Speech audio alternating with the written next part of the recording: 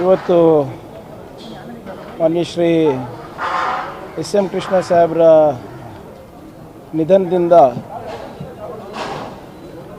ನಾವು ಬರೀ ರಾಜಕೀಯ ವಲಯದಲ್ಲಿ ಅಷ್ಟೇ ಅಲ್ಲ, ಇಡೀ ನಮ್ಮ ದೇಶಕ್ಕೆ ನಾವು ಒಂದು ದೊಡ್ಡ ಆಸ್ತಿಯನ್ನು ನಾವು ಕಳ್ಕೊಂಡಂಗಾಗಿದೆ. ಬಹುಶಃ ಭಾಳ ಅಪರೂಪದ ರಾಜಕಾರಣಿ.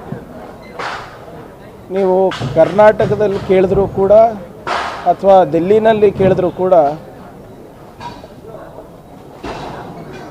ಇರ್ರೆಸ್ಪೆಕ್ಟಿವ್ ಆಫ್ ಪಾರ್ಟಿ ಅವ್ರ ಬಗ್ಗೆ ಅಭಿಪ್ರಾಯ ಏನಿದೆ ಅಂದರೆ ಜೆಂಟಲ್ಮ್ಯಾನ್ ಪೊಲಿಟಿಷಿಯನ್ ಅಂತ ಇದೆ. ನಾವು ಹಲವಾರು ಬಾರಿ ಬಂಡವಾಳಕ್ಕೋಸ್ಕರ ವಿದೇಶಕ್ಕೆ ಹೋದಾಗೂ ಕೂಡ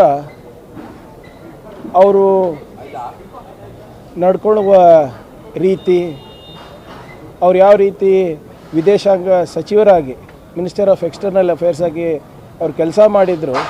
ಈಗಲೂ ಕೂಡ ಸಾಕಷ್ಟು ಜನ ನಮ್ಮ ಇಂಡಿಯನ್ ಅಂಬಾಸಿಡರ್ಸ್ ಇರ್ಬೋದು, ಫಾರಿನ್ ಅಂಬಾಸಿಡರ್ಸ್ ಇರ್ಬೋದು, ನನ್ನ ಜೊತೆ ವೈಯಕ್ತಿಕವಾಗಿ ಹೇಳಿದ್ರು ಅವ್ರು ಯಾವ ರೀತಿ ನಡ್ಕೊಳ್ತಾ ಇದ್ರು ಅಂತ, ಮತ್ತು ಯಾವ ರೀತಿ ಭಾಳ ಹೆಮ್ಮೆಯಿಂದ ದೇಶದ ಬಗ್ಗೆ ಅವರು ಮಾತನಾಡ್ತಾಯಿದ್ರು ವಿದೇಶದಲ್ಲಿ ಅಂತ. ಮತ್ತು ವಿಶೇಷವಾಗಿ ಅವರ ಕೊಡುಗೆ ಕರ್ನಾಟಕಕ್ಕೆ ಮತ್ತು ಬೆಂಗಳೂರಿಗೆ ಅಪಾರವಾದದ್ದು. ನನಗೂ ಈಗಲೂ ಕೂಡ ನೆನಪಿದೆ, ನಾನು ಮೊದಲನೇ ಬಾರಿ IT ಸಚಿವನಾದಾಗ ಆಕಸ್ಮಿಕವಾಗಿ ಸಾಹೇಬರು ಭೇಟಿಯಾಗಿದ್ರು.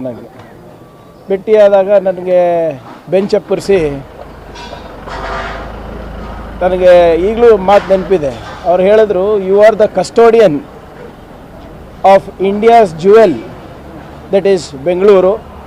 ಇದರಿಂದ ಸಾಕಷ್ಟು ಬಂಡವಾಳನೂ ಆಗುತ್ತೆ, ಉದ್ಯೋಗನೂ ಸೃಷ್ಟಿಯಾಗುತ್ತೆ.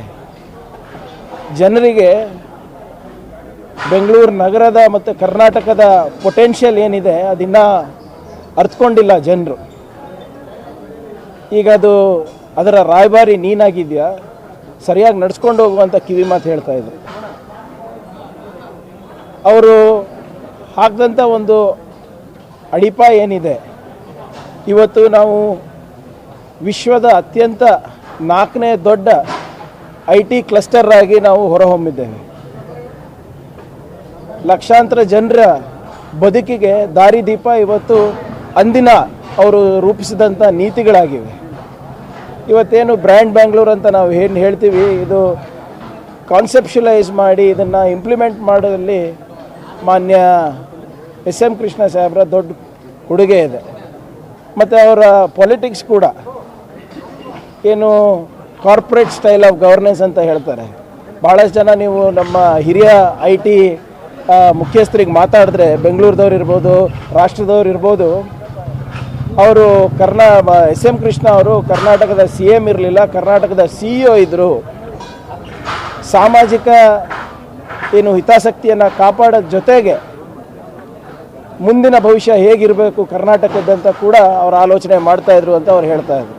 ಸೊ ಈ ಕಾರ್ಪೊರೇಟ್ ಸ್ಟೈಲ್ ಆಫ್ ಗವರ್ನೆನ್ಸನ್ನು ಭಾಳಷ್ಟು ಜನ ಮೆಚ್ಚಿದ್ರು ಅವಾಗ. ಅದನ್ನೇ ಬಹುಶಃ ಮುಂದೆ ಬಂದಿರುವಂಥ ಎಲ್ಲ ಮುಖ್ಯಮಂತ್ರಿಗಳು ಅದು ಬ್ಯಾಲೆನ್ಸ್ ಮಾಡಲಿಕ್ಕೆ ಪ್ರಯತ್ನ ಮಾಡಿದ್ರು, ಅದು ಭಾಳಷ್ಟು ಜನರಿಗೆ ಆಗಿಲ್ಲ.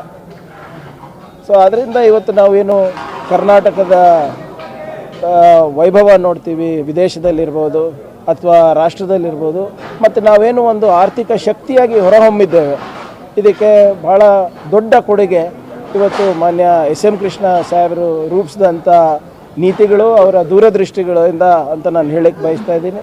ವೈಯಕ್ತಿಕವಾಗೂ ಕೂಡ ಅವರು ನನಗೆ ಹಲವಾರು ಬಾರಿ ಮಾರ್ಗದರ್ಶನ ನೀಡಿದ್ದಾರೆ. ಅವರ ಅಗಲಿಕೆಯಿಂದ ವೈಯಕ್ತಿಕವಾಗೂ ನನಗೆ ಭಾಳ ನೋವಾಗಿದೆ. ಮೊನ್ನೆ ಕೂಡ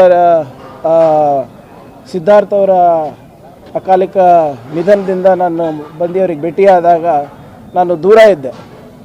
ನಾನು ಇಲ್ಲ ಭಾಳ ವರ್ಷಗಳಾಯಿತು, ಮತ್ತು ಸಾಹೇಬ್ರು ಗುರ್ತು ಹಿಡಿತಾರಲ್ಲ ಅಂದ್ಬಿಟ್ಟು ಸ್ವಲ್ಪ ದೂರ ಇದ್ದೆ. ಅವರೇ ನೋಡಿ, ಯಾಕಪ್ಪ ಅಲ್ಲಿ ದೂರ ನಿಂತಿದೆಯಾ ಬಾಯಲ್ಲಿ ಅಂದ್ಬಿಟ್ಟು ಅವರೇ ನನಗೆ ಕರ್ಕೊಂಡು ಹೋಗಿ ಮತ್ತೊಮ್ಮೆ ಸ್ವಲ್ಪ ರಾಜಕೀಯದ ಬಗ್ಗೆ ಕಿವಿ ಮಾತು ಹೇಳಿ, ಅವರು ಯಾವಾಗಲೂ ಕೂಡ ಯುವಕರಿಗೆ, ನನ್ನಂಥ ಯುವಕರಿಗೆ ಪ್ರೋತ್ಸಾಹ ಮಾಡ್ತಾಯಿದ್ರು. ಸೊ ಅದರಿಂದ ಇವತ್ತು ಅವರ ನಿಧನದಿಂದ ಕರ್ನಾಟಕದ ಜನರಿಗೆ ದೇಶಕ್ಕೆ ಮತ್ತು ವೈಯಕ್ತಿಕವಾಗಿ ಒಂದು ತುಂಬಲಾರ್ದಂಥ ನಷ್ಟ ಆಗಿದೆ ಅಂತ ನಾನು ಹೇಳಲಿಕ್ಕೆ ನಾನು ಬಯಸ್ತಾ ಇದ್ದೀನಿ. ಮತ್ತು ಈ ಸಂದರ್ಭದಲ್ಲಿ ಅವರ ಕುಟುಂಬದವರಿಗೆ ಈ ನಷ್ಟವನ್ನು ನಿಭಾಯಿಸುವ ಶಕ್ತಿ ದೇವರು ಕೊಡಲಿ ಅಂತ ಪ್ರಾರ್ಥಿಸ್ತೇನೆ. ಧನ್ಯವಾದ.